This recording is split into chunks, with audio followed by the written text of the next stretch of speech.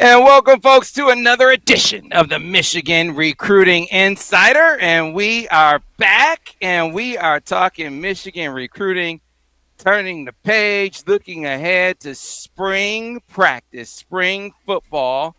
The visit docket is being set. Guys are about to start hitting campus in droves, and I tell you what, the official visit schedules are being set seemingly earlier than ever. We're here to start laying it out for you, the people, with the best crew in the land. Glad to be back with you, with the crew from the Michigan Insider, joining me as they do every single episode, starting with Brice Marich. Brice, how are you this episode, my friend? It's solid. I missed the memo. I forgot I like to send my Vipers to my specs to wear, like you guys. So I guess you guys can see me next time on this. So Listen, man, my eyes are starting to, they're starting to bother me a little bit. So I gotta, start deflecting some of this blue light so I can preserve my vision. So I'm starting to take better self-care, as I think is what they call it. I'm starting to do more self-care in my older age. Brice, you see you're a dad now. You're starting to get you'll start to get these things. I can see clearly now. Not quite like that. Not quite like that. Steve Lorenz, how are you this fine episode? I was good until about 5 seconds ago, having to listen to Bryce try to sing there. That's pretty rough. So I'm good. No, good. Great time of the year. I always like the winter evaluation period. It's always interesting to find out new names and, like you said, Sam, it's ramping up earlier than normal. So it's going to be a different spring, I think, than what we've been used to. Yeah, man, it's exciting as you see the calendar flip and the calendar turn, and then we start to hit the road again. We start to have guys come by the studio, so the studio starts to ramp up. We already had a couple of guys in as they made it in before the dead period, but once the dead period lifts, it's like Grand Central Station at the studio, right? Where guys are coming in regularly, but we also start to hit the road a little bit and see top targets because we want to get out and see a couple of guys go through workouts and that kind of thing. Get to meet their trainers and their families, a few top guys across the country, football and basketball. But again, also have them in studio as well as they go to campus and, go through visits and then get immediate visit feedback. That's always great to give you that immediate feedback too. So you'll be able to see that in the coming days and weeks over in the Michigan Insider as well. So be on the lookout for that and regular episodes of the Recruiting Insider as well. Brought to you by our great sponsors like, of course, our friends at Wolverine. See what you need to know about Wolverine. That blue collar work ethic that they've come to represent over the years. You find it in their outerwear. You find it in their boots. When you wear it, you feel the comfort, you feel the quality, you feel it in the workmanship. And you see it when the student athletes from the University of Michigan, when they wear it, whether it was the guys who wore it proudly last football season, guys like Will Johnson, guys like Mason Graham, guys like Colston Loveland. You see them, if you're watching this episode, you see them on the screen now. You go to the website right now, they proudly wore this gear as part of their NIL relationships with the University of Michigan. But what you need to know about Wolverine is they proudly endorsed and had NIL relationships with University of Michigan student athletes across the athletic spectrum, not just football student athletes, but student athletes in sports across the board. So you'll see that moving forward as well, because at Wolverine, it's about the power of the Michigan student athlete, and not just with specific sports. What they've come to see and come to learn is that the work ethic, that they see at the University of Michigan, what it has come to represent is what they have represented for the lifetime of their brand. Blue collar, as they say, isn't a line of work. It's a mindset. As you see right there. And you see what I'm wearing right here? See, now this is a limited edition. See, it was one of the initial Bucksaw shirt jacks. See, now you can't get this one anymore. I'm sad to say. This Maize edition. Now, this was a zip-up collared edition, but the University of Michigan Bucksaw hooded flannel shirt jack, the button-up hooded edition, you can still get over on the Wolverine site, wolverine.com. So you can go right now, and they're still offering 15% off. So go ahead. You can shop the entire line, whether it's the boots, the hooded shirt jack.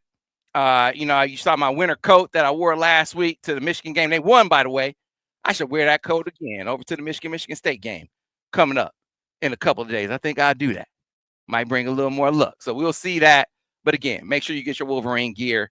Wear it proudly. Wear that Wolverine brand. Continue to support Michigan NIL and know that a portion of the proceeds go to support Valiant and Michigan NIL every time you shop this Wolverine Michigan branded line.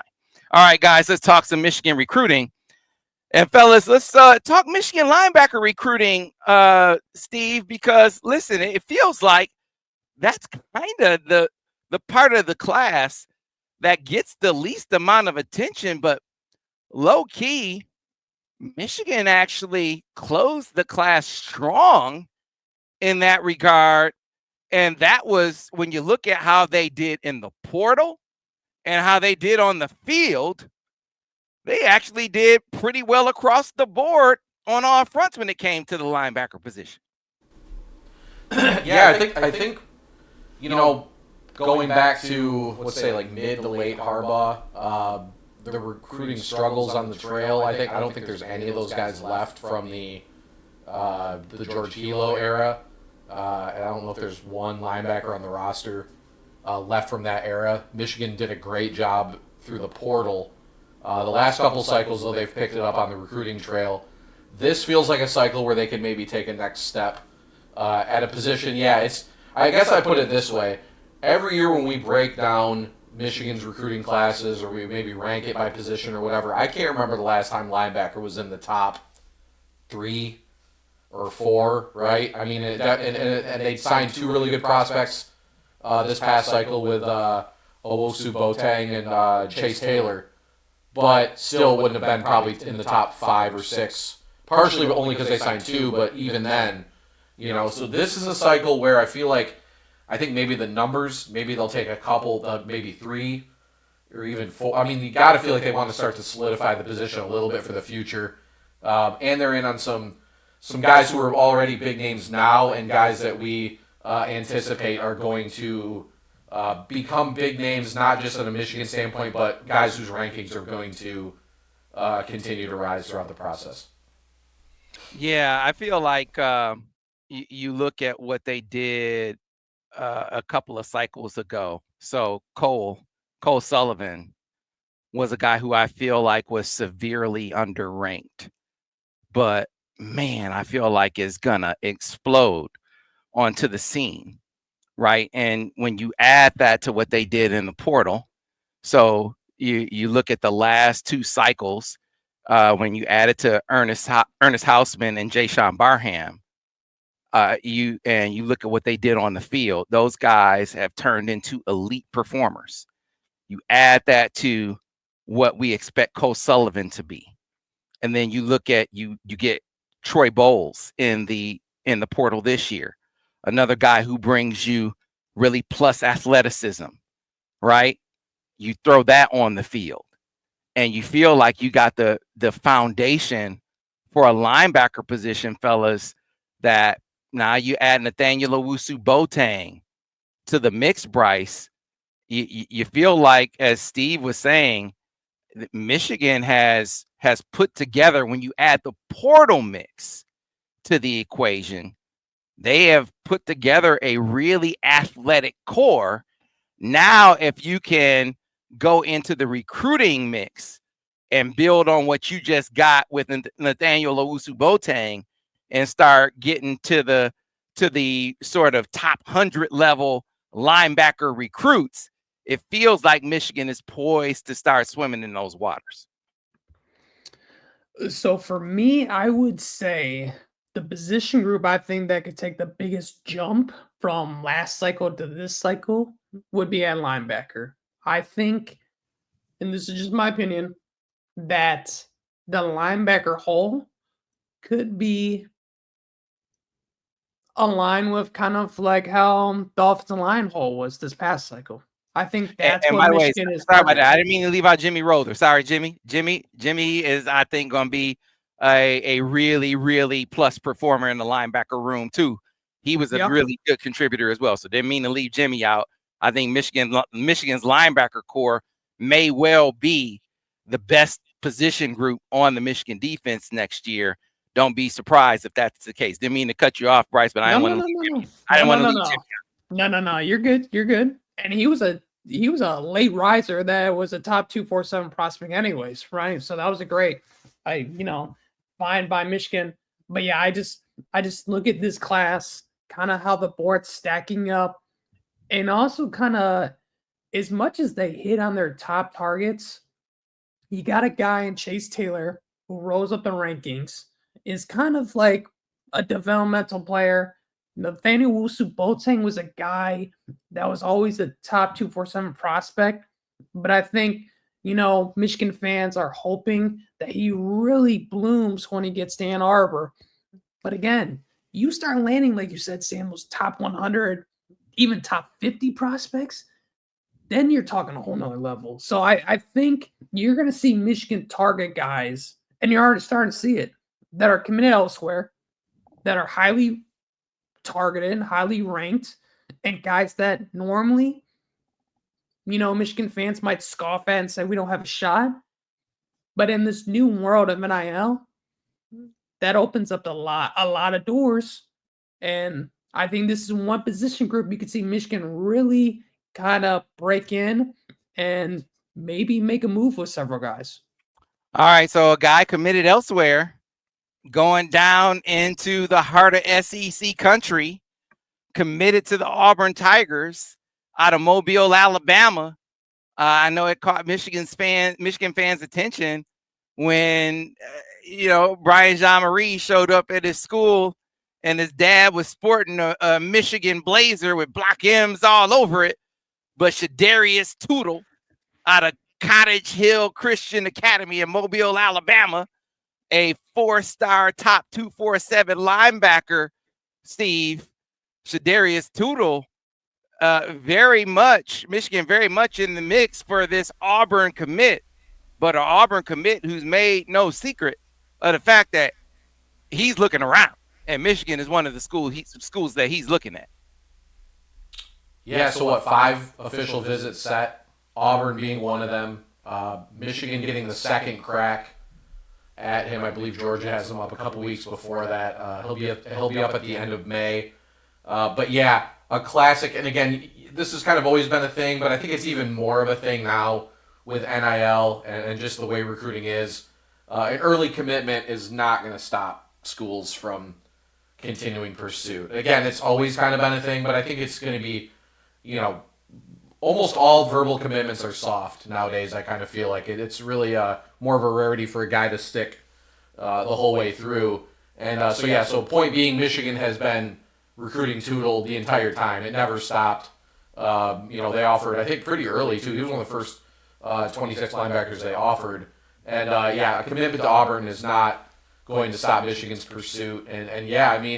Another thing, too, when you commit that early, I know he's from Mobile, which that's close to Auburn.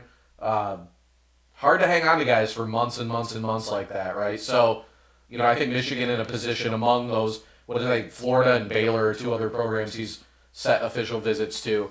Got to think Michigan's going to be in the mix there as long as they want to be. So, big-time player, though. Very good film.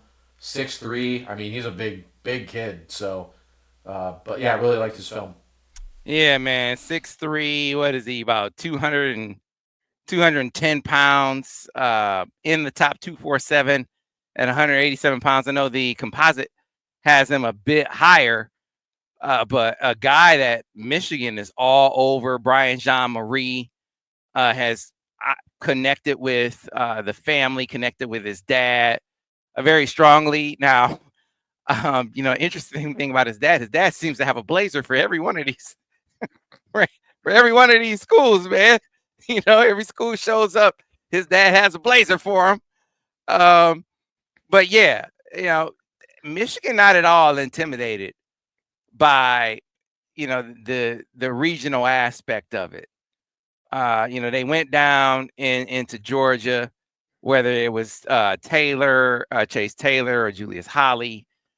These were both Georgia prospects that Southern schools wanted, right? And they were able to pull those guys out. Holly especially, had some Southern schools that really wanted to keep him down there, and they were able to pluck them out of the South. And even with Auburn, at the end of the day, Nate Marshall was a Midwest guy for sure. I understand that, but he was committed to Auburn, and we know how Auburn gets down NIL wise.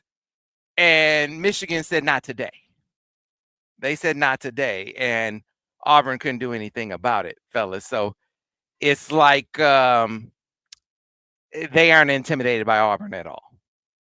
They weren't intimidated on Nate Marshall, and clearly they aren't intimidated when it comes to Shadarius Toodle.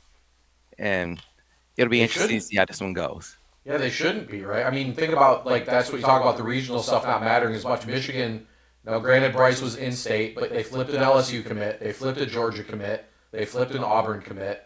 It's different times. And, right? So that stuff, that's one big thing. I'm going to be doing takeaways on the winter evaluation period. And, the biggest thing to me is with NIL, geography might not matter as much as it used to when it comes to recruiting, right? If you're willing to get into the NIL game and be at the top of it and get involved with these guys, that distance becomes less and less of a factor, right? So, and Toodle, Mobile, Alabama's right on the Gulf, right? It's not like it's even in northern Alabama. It's all the way down there. So, right? So it's there's nothing stopping Michigan from, like you said, Sam, there's not going to be any hesitation. It's really going to be about who are the best kids in the country. Where they play is not going to be as big of a problem or a hurdle as maybe it has been in the past. So. Yeah, crazy to hear LSU say we got to do something about NIL when it came to Bryce Underwood. We got to do something about NIL. Yeah, right. Yeah. Well, Steve, you talk about location too. Little tidbit with Toodle. His grandfather is from Monroe, Michigan. So that's a very odd fact, but hey, it ends and end, right? So yeah, that's something they can use. And I know his father has told me on top of this official, they're trying to make a spring practice. So Sam, our rule of thumb is always you get a outer region guy up more than once. Now you're really cooking. Yeah. So. It's mandatory. You got to get him on campus at least twice. That's a minimum. So at least one unofficial in addition to the official. And then you go from there. Ideally, you get them on campus even more than that. But, this is a minimum. And it feels like they're going to at least meet the minimum with Shadarius Toodle. But once you get a Bryce Underwood, right? And Steve, I think it was very apt to mention it's not just going down to flip Bryce, which was huge to be able to flip a Bryce. But you go and you flip a Shamari Earls from Georgia, right? Right? Bryce, you look at it, LSU's having a down season. Georgia is competing to be in the playoff. And Georgia's coming off 2 national championships. And it's a corner, right? They're still killing it defensively. And Michigan's having a down season. And you flip him from Georgia.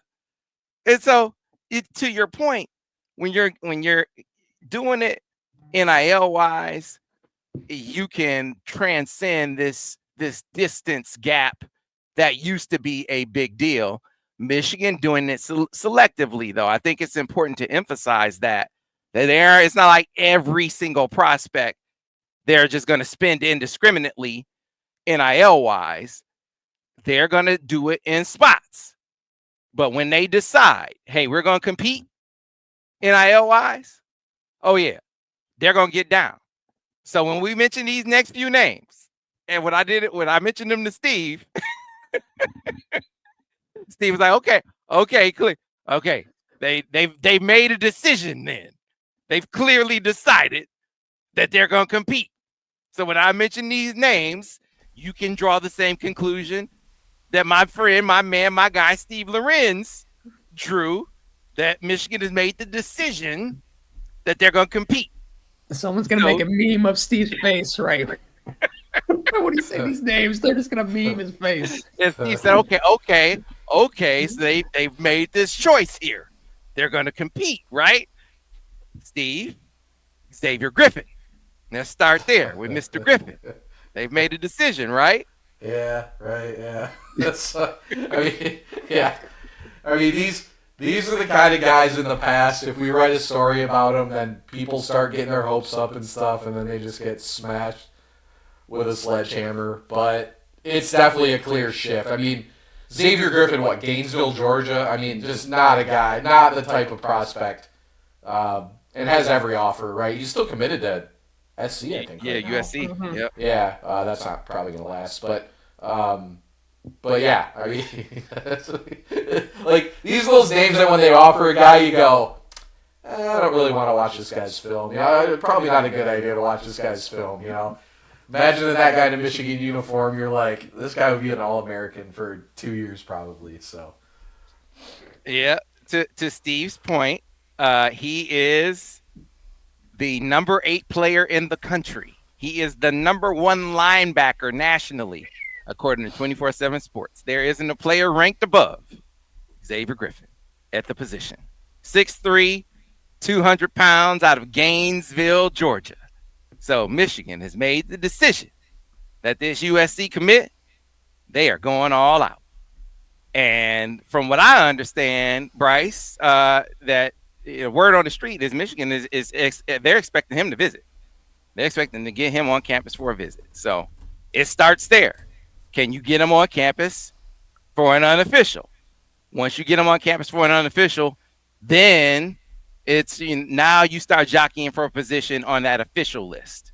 So phase 1, unofficial, seems like that's in the works and on the docket, and then you go from there. I'm ready to crystal ball him right now. And this is why I said the statement I made before we started, that I think this linebacker class, if they're willing to really play ball the way we're talking, could be up to the par that the offensive line class was this past haul with Babalola, Haywood, Gash, Strayhorn. Like, I think this linebacker haul could be that good. It's got that much potential. And as much as they landed, again, Owusu Boateng and Chase Taylor, I mean, these guys are just, we're talking like instant day one players here. These are not like, Xavier Griffin is not a guy that's going to sit on the bench. He's going to come and play right away. Mm-hmm. No doubt. We're talking big time. Yeah. All right. And so from there, this is another one that drew a reaction from Steve, where he said, okay, yeah, they've definitely made a decision that they are going to compete Bryce Underwood style. Tyler Atkinson, Steve Lorenz from Grayson High School. Michigan has made the decision they're going to compete on the NIL front. Yeah, I mean, he might be better than Griffin. Yeah.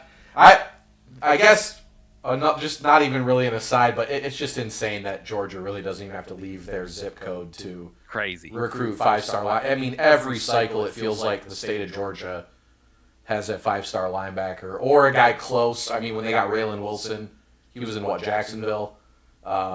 There's just they just land so many 5s. Both these guys are right in their backyard.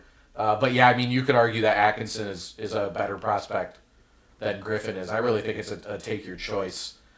He's one. Yeah, I watched him because we had him ranked really, really high from the get-go when we were ranking them as sophomores. And yeah, so he's a guy who I've watched, and I mean,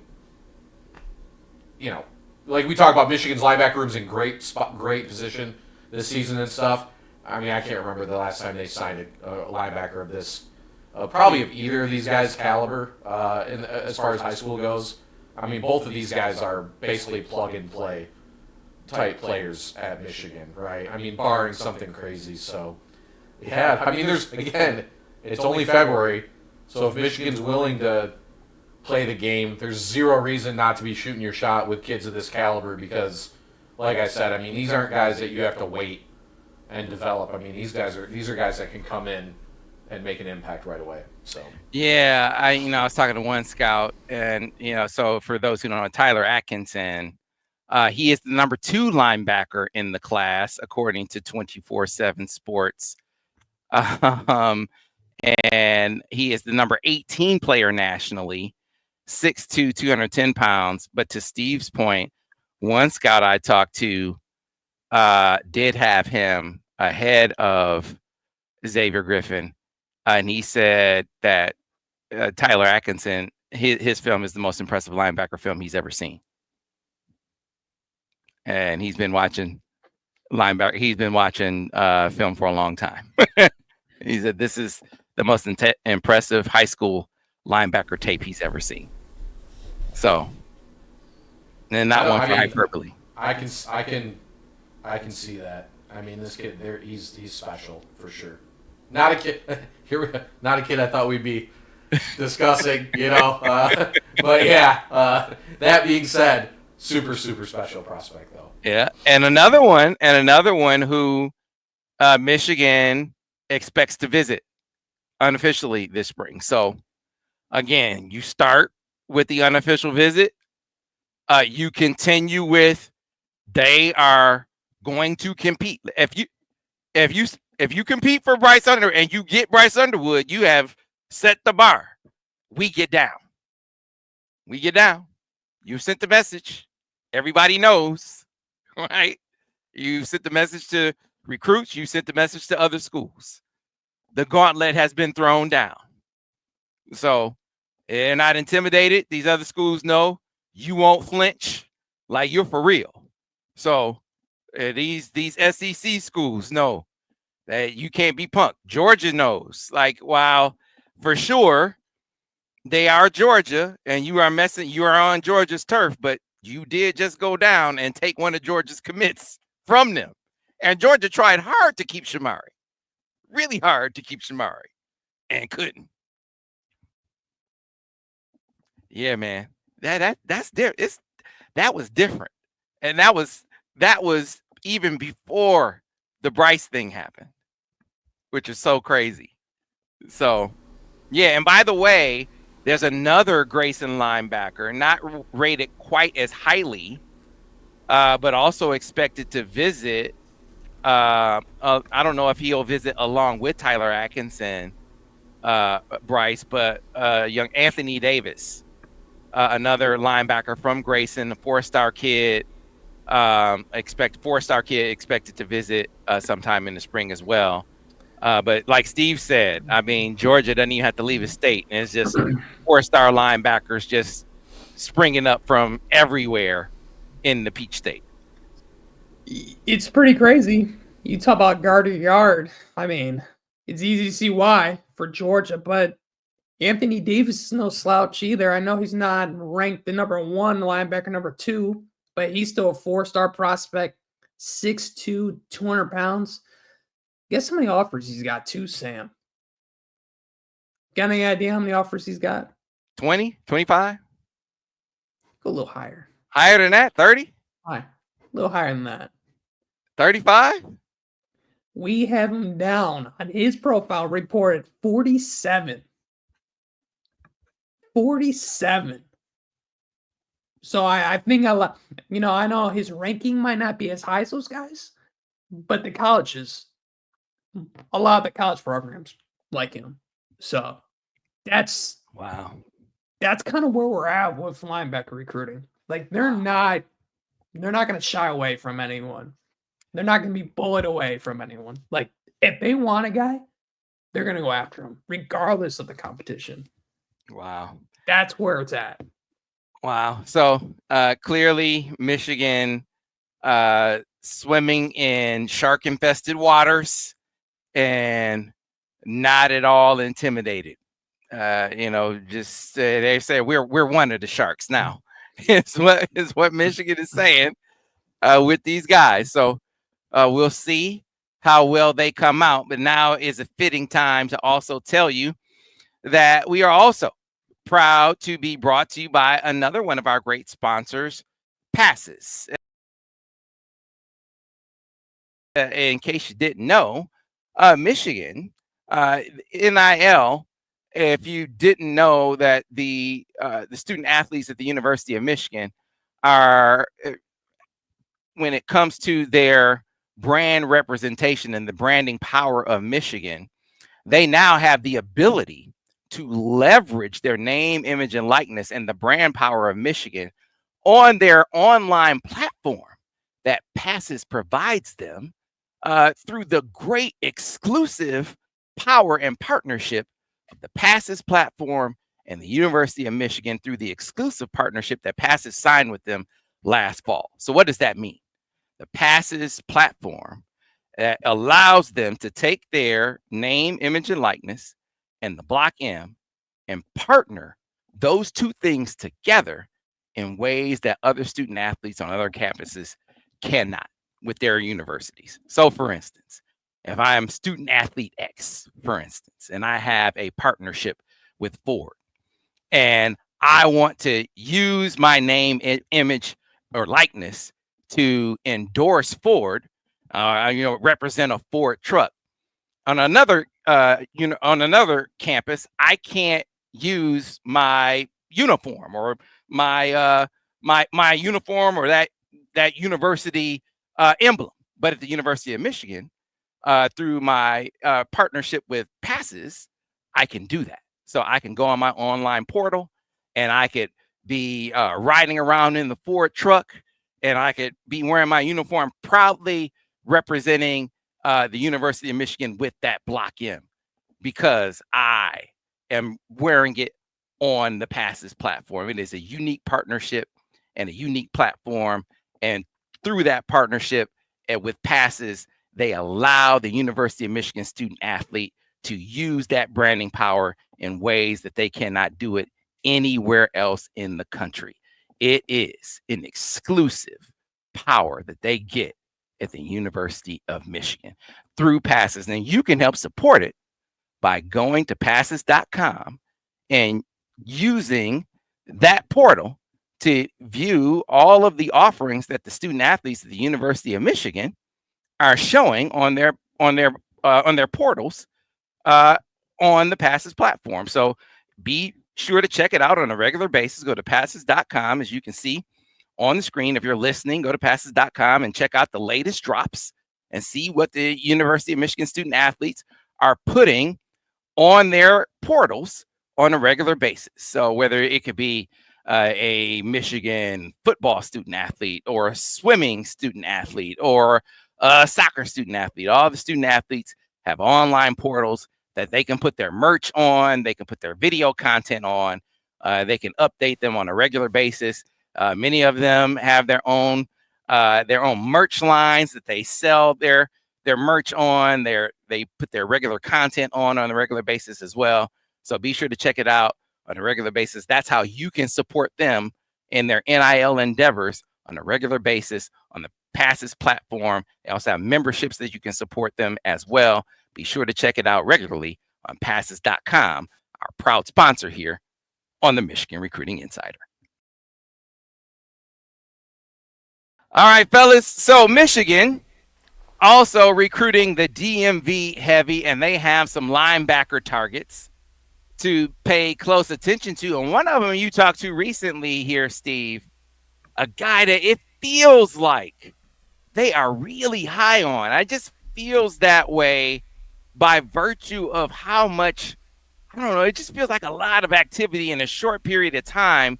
A young man out of Nokesville, Virginia, by the name of Mathieu Kanu that I know you spoke to recently.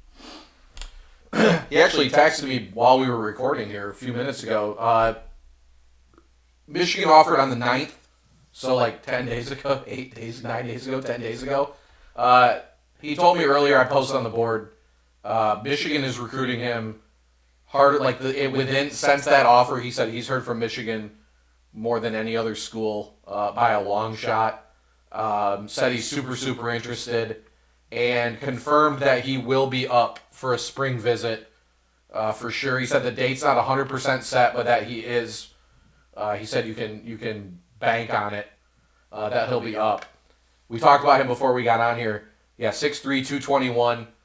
He's not ranked or rated yet.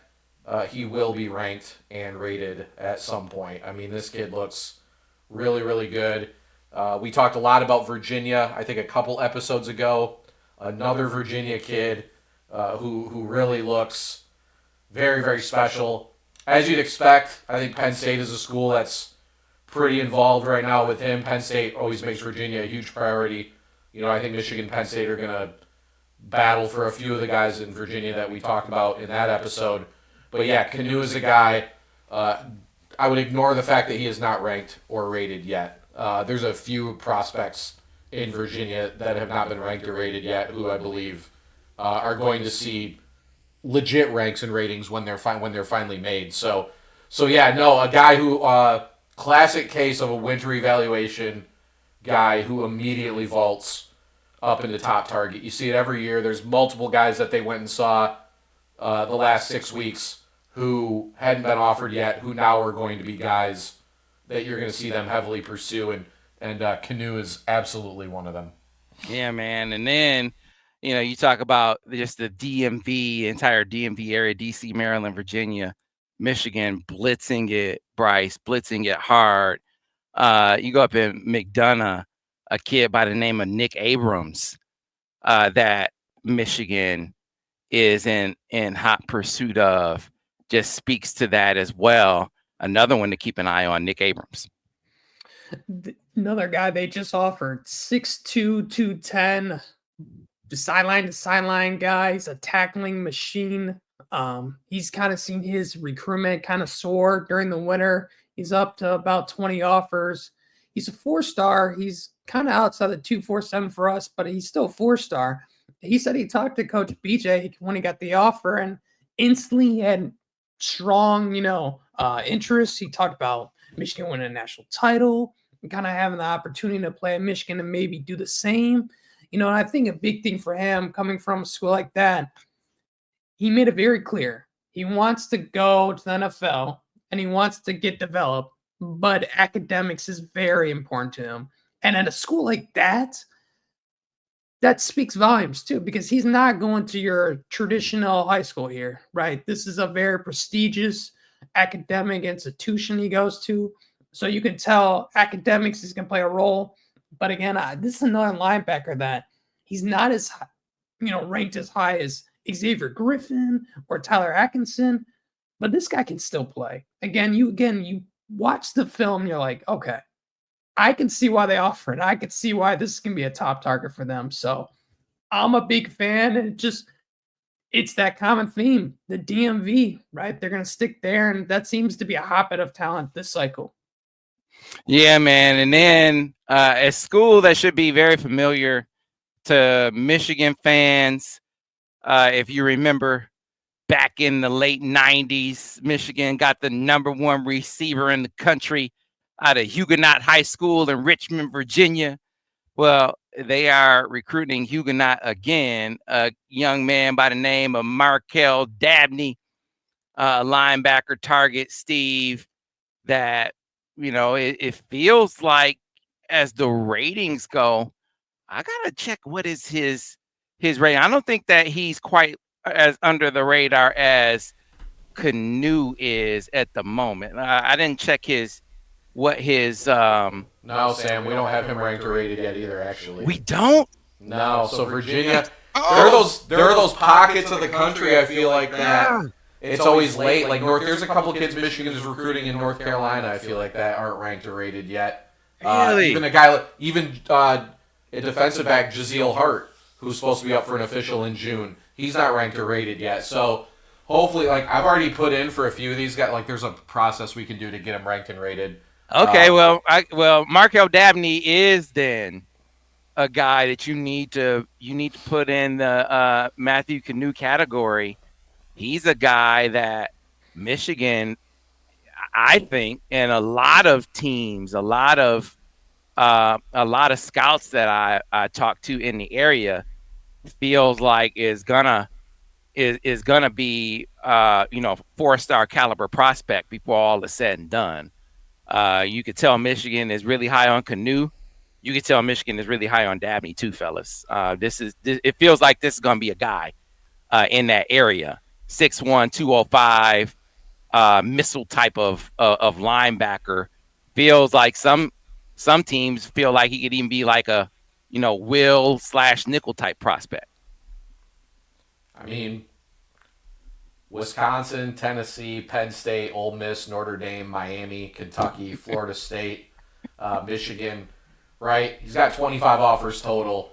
And again, we already talked about how important Virginia is going to be for Michigan this cycle, and now we have two guys at linebacker who have basically skyrocketed up to top target type guys within a few weeks' time.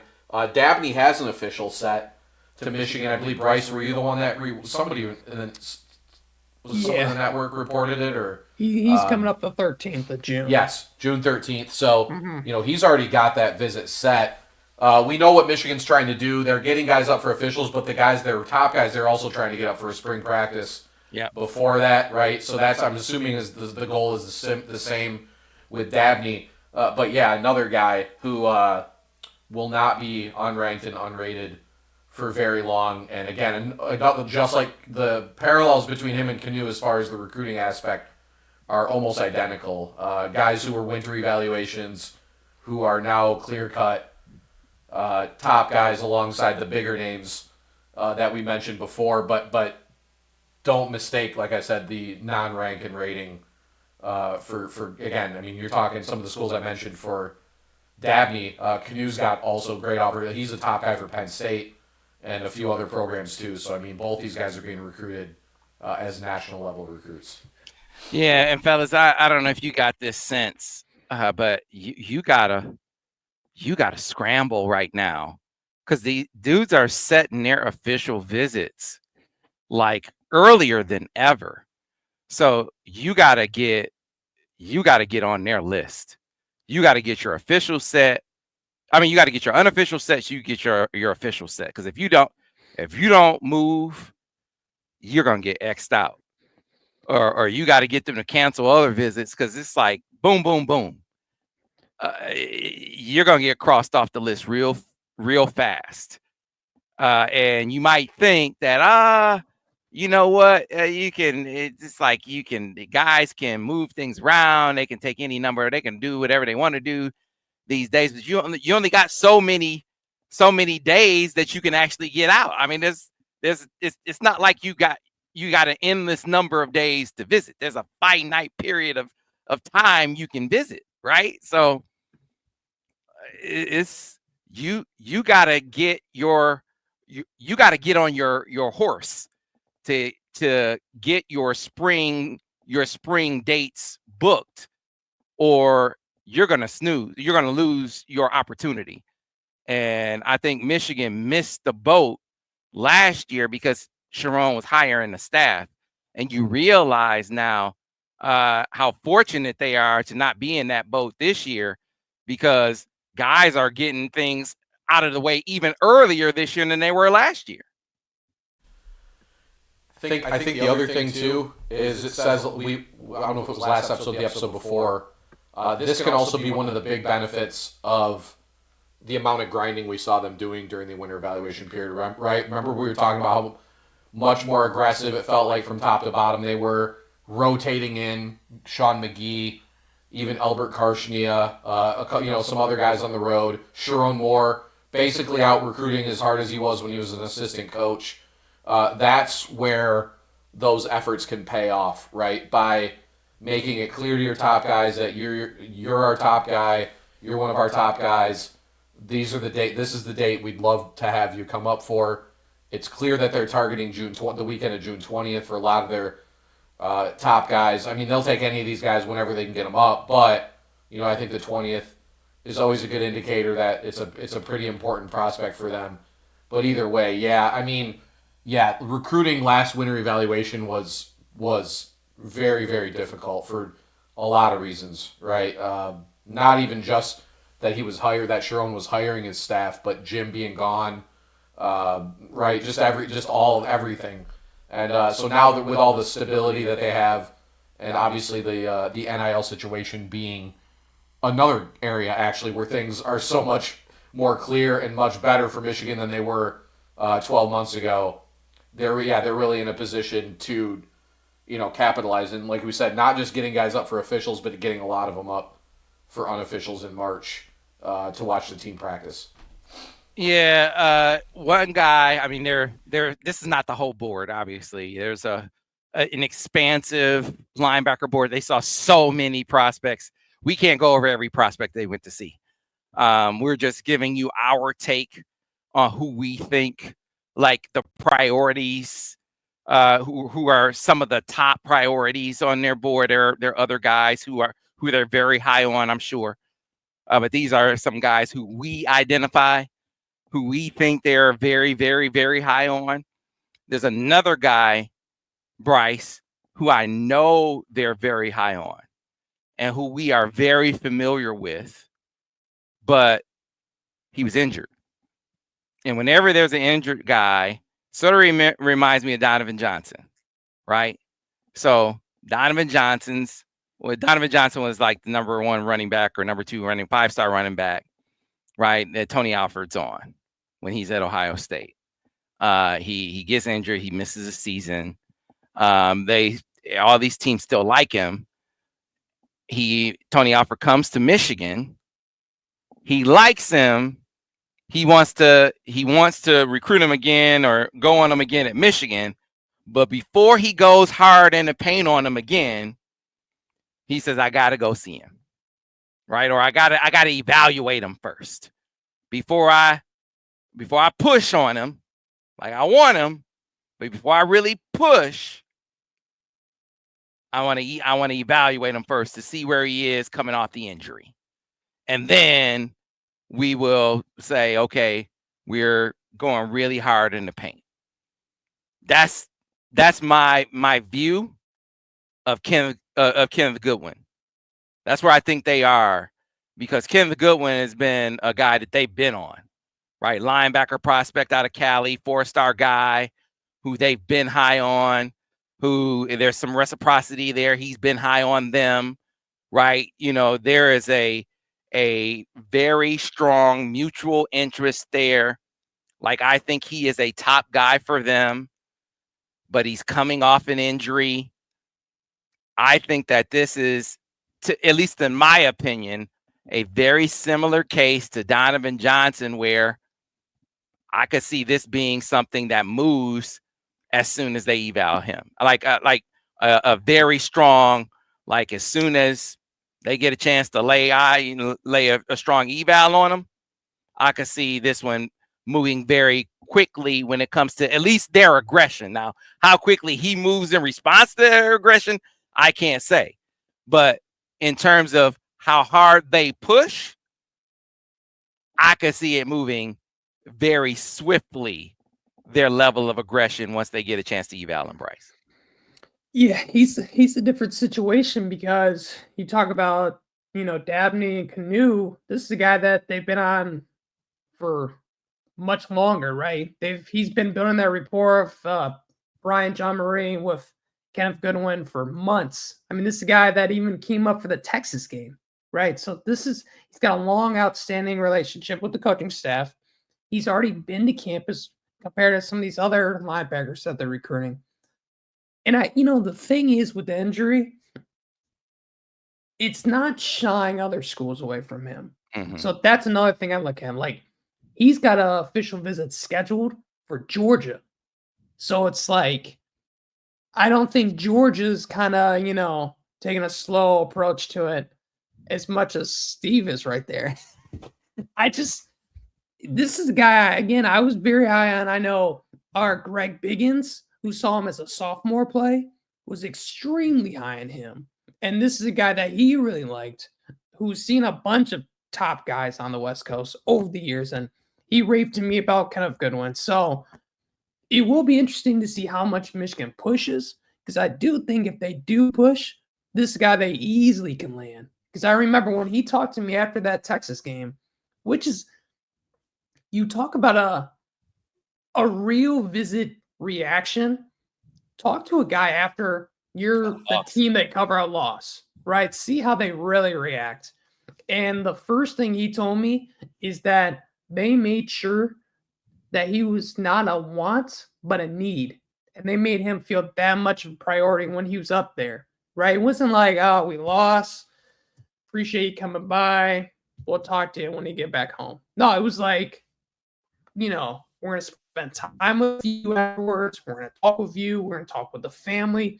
We're going to make sure you feel like this trip was worth it. Even though the game didn't turn out the way we wanted to, it was everything hopefully you wanted to see. And that meant a lot to him. And that also speaks volumes of kind of where I think things stand with him. Now, the injury, again, we have to see how things played out. But again, how well they did this past cycle and how well they've done in the transfer portal, I think gives them a little clearance to kind of freeway to kind of, okay, take a guy that maybe is still kind of recovering.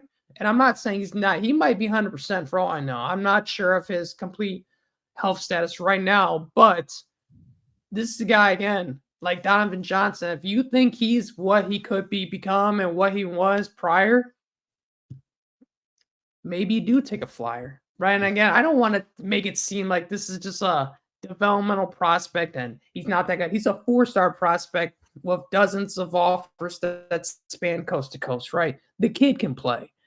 But I mean, we're talking about linebackers like Xavier Griffin and Tyler Atkinson, and they're only going to take so many. So kind of where does he stack up on that board, right? And that's why, Sam, you said that. Let's see where he's at. Let's see how he is.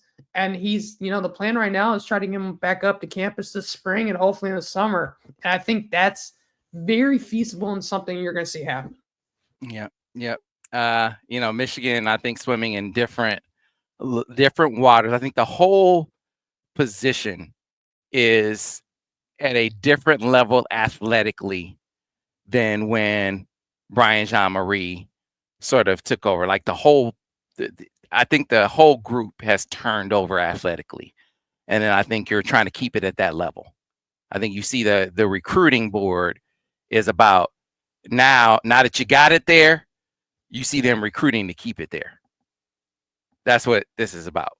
So, man, it's going to be interesting. And it's like their whole recruiting approach is changed. As you can see as Steve's reactions, like Xavier Griffin and Tyler Atkinson. It's like, okay. All right. Yeah, that's how we're doing now. Okay.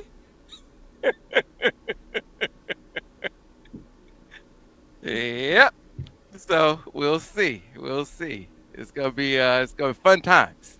Fun times on the Recruiting Insider. We'll be back next week. We'll see what position we'll cover. We'll see if we'll flip over to offense. We'll try to do offense, defense, as we'll do.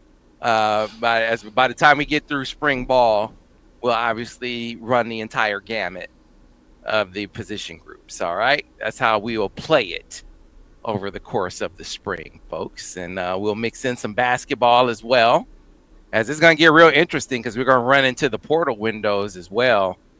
Basketball very interesting. They got a 7-footer because they got to address the 2025 recruiting now. That seems pretty clear that Danny Wolf is likely gonna be in the NBA draft. You talk about some guys who were just, someone told me that someone was hot back after the USC game, and I think Danny had like 15.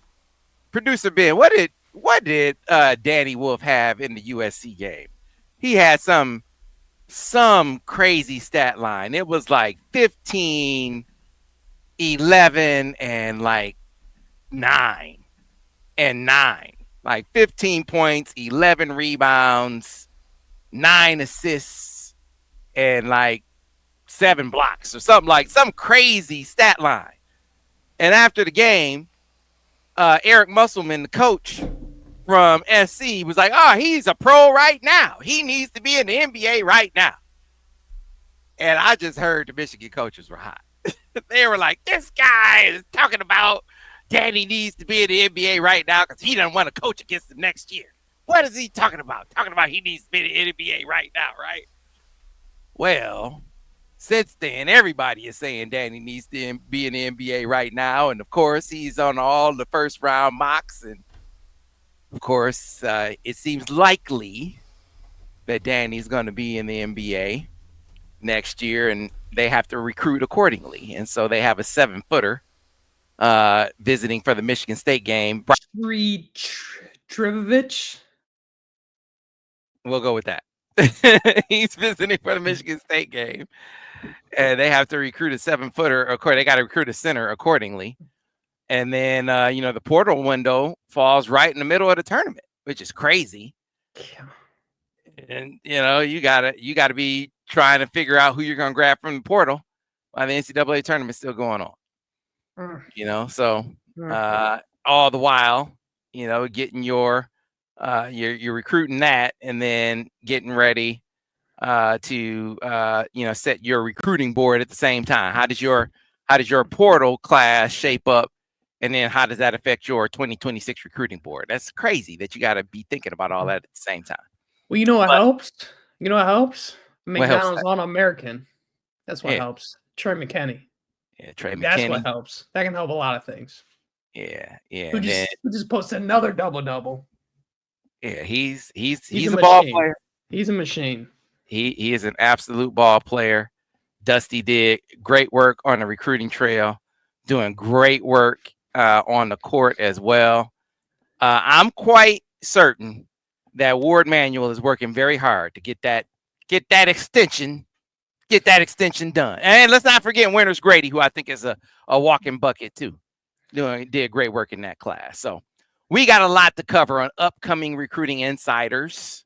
So be on the lookout for that in upcoming episodes, folks.